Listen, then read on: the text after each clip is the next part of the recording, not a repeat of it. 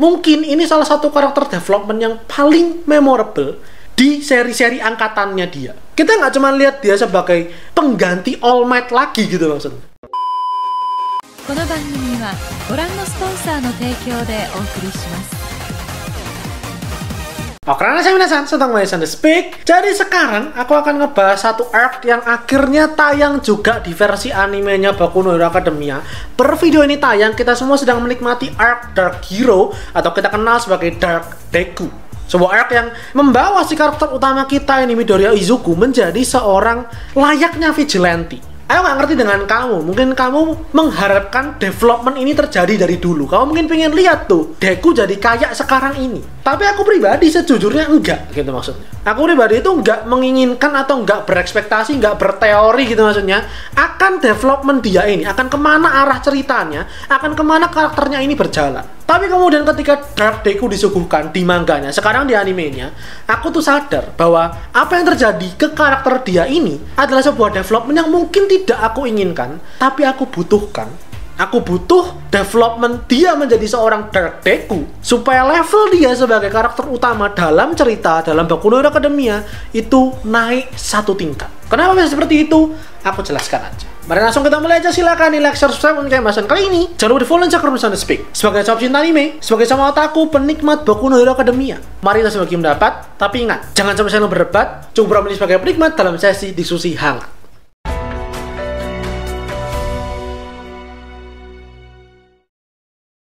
Mari langsung aku mulai aja. 3 alasan kenapa perubahan karakter Deku ini sangat brilian dan sangat diperlukan. Alasan yang pertama adalah karena akhirnya dia dapat sebuah karakter development yang gak tanggung-tanggung. Development seperti ini itu menurutku pribadi agak jarang kita temukan di karakter utama seri action shonen di angkatannya Boku no Hero Academia. Coba ingat-ingat, punyanya manapun, punya Shueisha, punya Kodansha, punya manapun itu, biasanya karakter development yang didapatkan si karakter utamanya itu semata-mata di bagian strength-nya, di bagian kekuatannya dia. Misal di awal dia belum bisa menguasai suatu teknik, kemudian seiring perjalanan cerita dia bertambah kuat, dia bisa menguasai suatu teknik. Sebelumnya dia nggak kenal kekuatannya itu apa, power systemnya kayak gimana, dia berjalan, berlatih segala macem, akhirnya dia menguasai, dia mahir. Banyak banget gitu maksudnya di angkatannya Boku no Hero Academia, bahkan seri-seri gede gitu maksudku. Jatuhnya itu seperti itu. Karakter utamanya dari awal secara mentalnya, secara mindsetnya, secara personality-nya itu sama, ya udah seorang karakter utama yang teladan dan terpuji. Tapi di Deku, aku berani bilang seenggaknya, mungkin ini salah satu karakter development yang paling memorable di seri-seri angkatannya dia. Kita bisa lihat itu, kalau ini memang 2 karakter yang berbeda. Nggak cuma secara kekuatannya doang yang ada upgrade, ada power up gitu. Iya tentu itu, tapi di luar itu kamu bisa saksikan dari cara dia ngomong, mindsetnya dia, cara dia berpikir, cara dia bergerak, intuisinya dia, kebijaksanaannya dia. Deku yang dulu bukanlah Deku yang sekarang. Deku yang sekarang sudah ditempa dengan segala macam kejadian dan kesedihan gitu maksudnya, sehingga bisa jadi seperti karakter yang sekarang ini. Dan itu menurutku sangat diperlukan karena kita nggak mau tentunya ngelihat Deku jadi seorang bocah naif yang sama terus-menerus dari awal sampai akhir cerita. Dan itu menuntun ke alasan yang kedua. Alasan yang kedua, ini sengaja buat aku pribadi ya. Aku tuh agak susah melihat Deku sebagai karakter utamanya Boku no Hero. Iya, aku tahu Midoriya Izuku adalah karakter utama. Dia punya one for all, dia terpilih sama All Might segala macam, oke. Dia punya kespesialan atau keunikan sebagai seorang karakter utama. Tapi untuk ngelihat dia sebagai figur yang nge-carry ceritanya gitu ya, sebagai sosok yang menggambarkan Boku no Hero Academia tuh Deku, setidaknya sampai 6,5 season itu nggak terlalu terasa. Maksudnya coba aja lah, mungkin kalau kamu mau coba nonton ulang, misal kamu mau nonton ulang pertempuran gila-gilaannya di setengah musim pertama season 6, tonton aja di Sushi Roll.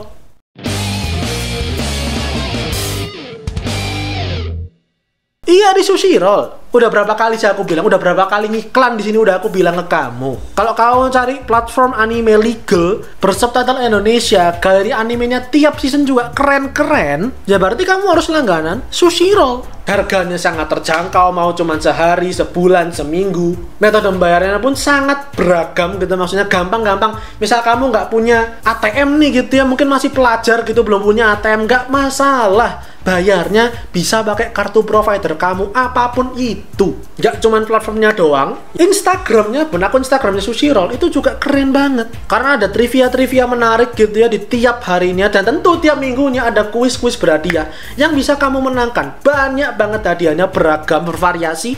Yang menang pun juga udah banyak. Kamu bisa cek lah langsung ke Instagramnya Sushirol. Dan jangan cuma ngecek doang, di follow juga.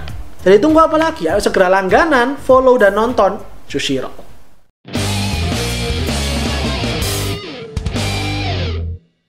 Aku pribadi ngerasa kayak, oh iya, ini karakter utamanya Deku nih gitu. Itu satu-satunya kejadian, cuman waktu dia ngelawan Gentle sama La Brava. Selain dari itu, sebelum sesudahnya gitu ya, dia tuh bisa dibilang kayak cuman mengikuti arus gitu maksudnya. Arah ceritanya kemana ya dia ngikut, arah ceritanya kemana ya dia ikut gitu aja. Tapi yang mimpin arusnya ini itu kayak bukan dia gitu selama ini. Mungkin kamu akan bilang ya wajar, dia kan cuman murid biasa, dia bukan kepala sekolah, dia bukan ketua kelasnya kayak gitu. Bukan itu masalahnya. Karena banyak kok anime lain, katakanlah sama-sama shonen gitulah ya, si karakter utamanya bisa kok jadi leadnya. Perkaranya bukan masalah soal dia murid biasa atau enggak, bukan itu.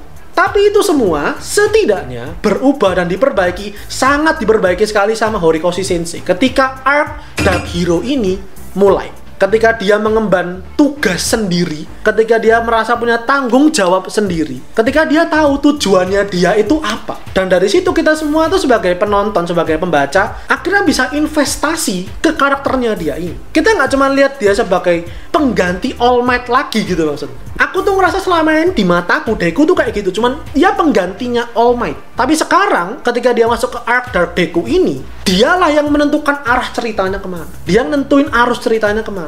Segala hal terasa emang bener kayak dia karakter utamanya, dan semuanya tuh terjadi di sekitarnya dia. Dan ini jadi bikin dia karakter utama yang kamu tahu kamu bisa bergantung dengan si karakter utamanya ini. Kamu tahu kamu bisa percaya dengan karakter utamanya ini. Dan kamu bisa lihat, kamu bisa rasakan dia yang nge-carry ceritanya sekarang. Alasan yang ketiga, ini yang paling aku suka sebenarnya. Aku udah pernah singgung, ngebikin villain, terutama antagonis utama, antagonis final dalam sebuah cerita. Ini aku nggak ngarang gitu maksudnya ya. Kamu silakan mau cari sendiri. Misal kamu yang mau nulis atau bikin cerita segala macem, riset silakan. Banyak saran yang akan bilang karakter utama dengan karakter villain utamanya itu harus ada ikatan emosional. Harus ada alasan personal kenapa si karakter utamanya harus ngalahin karakter penjahatnya, pun sebaliknya. Dan formula kayak gini itu nggak cuma berlaku untuk di anime, manga, light novel, enggak. Secara keseluruhan, cerita fiksi. Kita ambil contoh aja, sedikit keluar dari anime. Harry Potter sama Voldemort misal kayak gitu. Itu kan contoh bahwa ada alasan personal gitu. Kenapa si karakter utama itu nggak suka dengan karakter penjahatnya, pun sebaliknya. Ada alasan kenapa mereka harus bertempur, ada alasan kenapa mereka harus saling mengalahkan. Dan itu akhirnya kita dapatkan di arc Dark Deku ini. Lagi-lagi, sebelum-sebelumnya 6,5 season, aku tuh selalu merasa dan melihat Deku sebagai penerusnya All Might. All Might dari dulu sebagai pemilik One for All memang selalu punya masalah dengan All for One. Ketika All for One cari prodiginya dia si Tomura, sementara All Might cari prodiginya dia si Deku, masalah mereka tuh seakan-akan ya udah diwariskan aja. Karena yang satu pengguna All for One, yang satu pengguna One for All, mereka ditakdirkan untuk saling bertarung. Si baik lawan si jahat. Tapi di arc Dark Hero ini semua diubah. Ada alasan personal, ada emosi yang dibangun, ada tanggung jawab yang diemban sama sosok Deku ini. Kenapa? Sama sosok Deku ini. Kenapa? Dia harus nyari si Garaki Tomura sama All for One. Kenapa mereka harus ditemukan dan mereka harus dikalahkan? Jahat doang, semua karakter juga jahat gitu maksudnya. Antagonis, villain dalam cerita manapun itu jahat. Tapi untuk bisa mengokohkan gitu maksudnya, alasan kenapa rivalitas di antara keduanya, antara si jahat dengan si baik itu jadi sangat ikonik, jadi sangat memorable, jadi sangat asik buat diikutin. Harus ada bumbu di mana semua jadi personal buat keduanya. Dan itu menurutku 3 alasan kenapa developmentnya Deku sampai akhirnya jadi Dark Deku yang sekarang ini. Itu salah satu yang ikonik sekali dan sebuah keputusan yang sangat luar biasa tepat, sangat luar biasa indah dari Horikoshi Sensei. Boku no Hero ini, kalau kamu pernah nonton videoku yang Endeavor gitu, yang ngebahas soal karakter developmentnya Endeavor, itu satu bukti maksudnya memang Horikoshi Sensei itu jagonya nge-craft cerita, nge-craft origin story, nge-craft redemption, nge-craft revenge untuk sebuah karakter. Arc cerita tiap karakternya itu selalu menarik dan menyenangkan. Tapi kalau kamu pikir baik-baik, selama ini itu kebanyakan fokusnya di luarnya Deku. Dan baru akhirnya buat Deku terjawab semuanya dengan sangat amat memuaskan, dengan sangat amat cemerlang lewat perubahannya menjadi Dark Deku ini. Nah, aku tahu beberapa orang sebenarnya nggak suka sebenarnya dengan perubahannya ini. Cuman anyway, gimana dengan kamu? Kamu suka, apa kamu menikmati developmentnya dia? Ini perubahannya dia terjadi sangat mendadak gitu sebenarnya gitu ya. Di manganya dalam satu chapter, di animenya dalam satu episode, tiba-tiba diceritakan time skip dia jadi vigilante. Gimana pendapat kamu? Taruh aja dalam komentar. Itu aja dulu untuk kali ini. Silahkan like video dan bahasan kali ini. Jangan lupa komentar, di-share dengan kalian. Dan terakhir, jangan lupa follow Instagram Soundspeak dan subscribe. Buat kamu yang mau menikmati lebih banyak konten anime dan manga, jadi channel Soundspeak karena anime dan manga itu yang aku suka dan yang kamu suka. So, see you guys in the next video. Itadashi masu.